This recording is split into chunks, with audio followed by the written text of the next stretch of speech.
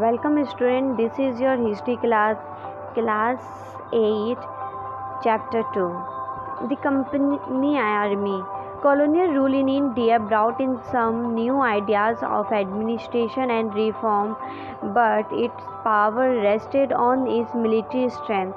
The Mughal army was mainly composed of cavalry and infantry, that is, pedal soldier. They were given training in archery and the use of the sword. The cavalry dominated the army, and the Mughal state did not feel the need to have a large professionally trained infantry. The rural areas had a large number of armed peasants, and the local zamindar often supplied the Mughal with pedal soldiers. Company की फौज. Company के साथ भारत में शासन और सुधार के नए विचार तो आए, लेकिन उसकी असली सत्ता सैनिक ताकत में थी. मुगल फौज मुख्य रूप से घुड़सवार और पैदल सेना थी. उन्हें तीरंदाजी और तलवारबाजी का प्रशिक्षण दिया जाता था. सेना में सवारों का दबदबा रहता था और मुगल साम्राज्य को एक विशाल पेशेवर प्रशिक्षण वाली पैदल सेना की ज़रूरत महसूस नहीं होती थी. ग्रामीण इलाकों में सशस्त्र किसानों की बड़ी संख्या थी. स्थानीय जमींदार मुगलों को ज़रूरत पड़ने पर पैदल सिपाही मुहैया कराते थे. A change occurred in the 18th century when Mughal successor states like Awadh and Banaras started recruiting peasants into their armies and training them as professional soldiers. The East India Company adopted the same method when it began recruitment for its own army, which came to be known as Sepoy Army.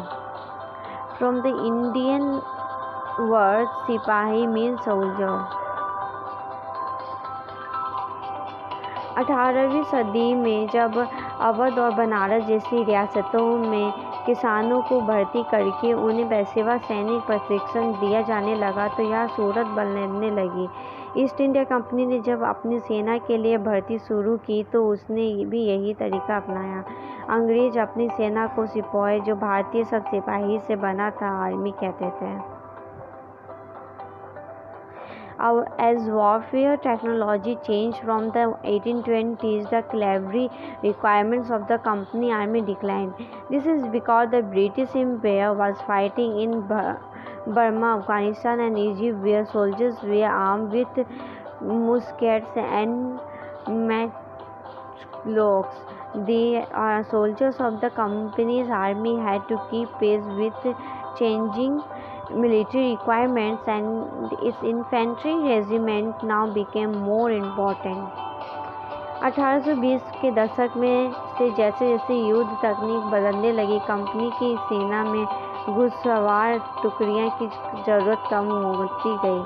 इसकी वजह यह थी कि British साम्राज्य Burma, Afghanistan और मिस्र में भी लड़ रहा था, जहां सिपाही मस्केट और मैचलॉक से लैस होते थे. कंपनी की सेना के सिपाहियों को बदलती सैनिक अवस्थाओं का ध्यान रखना पड़ता था, और तब उनकी पैदल टुकड़ियां ज़्यादा महत्वपूर्ण होती जा रही थी. In the early 19th century, the British began to develop a uniform military culture. Soldiers were increasingly subjected to European-style training, drill, and discipline, and that regulated their life far more than before. Often, this created problems since caste and community feelings were ignored in building a force of professional soldiers. Could individuals so easily give up their caste and religion feeling? Could they see themselves only as soldiers and not as members of communities? 19वीं सदी की शुरुआत में अंग्रेज एक समरूप सैनिक संस्कृति विकसित करने लगे थे. सिपाहियों को यूरोपीय ढंग का प्रशिक्षण, अभ्यास और अनुशासन सिखाया जाने लगा. अब उनका जीवन पहले से भी ज़्यादा नियंत्रित था. इस कोशिश में कभी कभी समस्याएं भी आती जाती थी, क्योंकि पेशेवर सिपाहियों की सेना खड़ा करने के चक्कर में अंग्रेज कई बार जाति और समुदायों की भावना को नज़रअंदाज कर देते थे. भला लोग अपनी जातीय और धार्मिक भावनाओं को इतनी आसानी से कैसे छोड़ सकते थे? क्या वे खुद को अपने समुदायों का सदस्य मानने की वजह से सिपाही मान सकते थे? What did the sepoy feel? How did they react to the change in their lives and their identity? That is their sense of who they were. The revolt of 1857 gave us a glimpse into the world of the sepoy. You will read about this revolt in chapter 5. सिपाही क्या महसूस करते थे अपने जीवन और अपनी पहचान, यानी वे कौन हैं, इस बात के एहसास में जो बदलाव आ रहे थे, उनको सिपाहियों ने किस तरह देखा? 1857 का विद्रोह हमने सिपाहियों की इस दुनिया की झलक दिखाता है। इस विद्रोह के बारे में आप अध्याय 5 में पढ़ेंगे। Conclusion. Thus the East India Company was transformed from a trading company to territorial colonial power.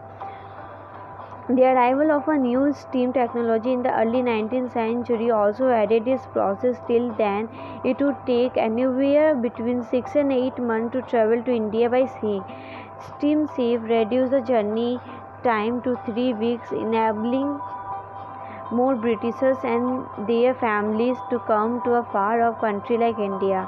By 1857, the company began to exercise direct rule over about 63% of the territory and 78% of the population of Indian subcontinent.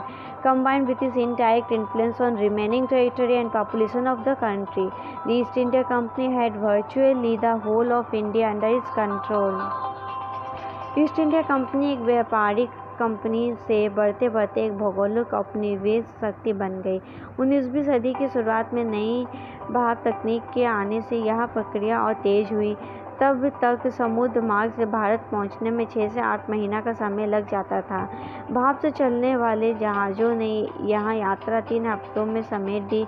इसके बाद तो ज़्यादा से ज़्यादा अंग्रेज और उनके परिवार भारत जैसे दूर देश में आने लगे। 1857 तक भारतीय उपमहाद्वीप के 63% भूभाग और 78% आबादी पर कंपनी का सीधा शासन स्थापित हो चुका था। देश के शेष भूभाग और आबादी पर कंपनी का अप्रत्यक्ष प्रभाव था। इस प्रकार व्यावहारिक स्तर पर ईस्ट इंडिया कंपनी पूरे भारत को नियंत्रण करने में ले चुकी थी। This is the end of this video. We will continue chapter in next video.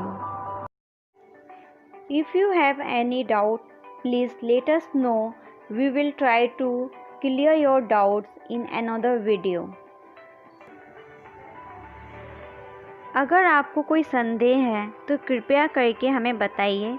हम अगले वीडियो में आपके संदेह को दूर करने का प्रयास करेंगे।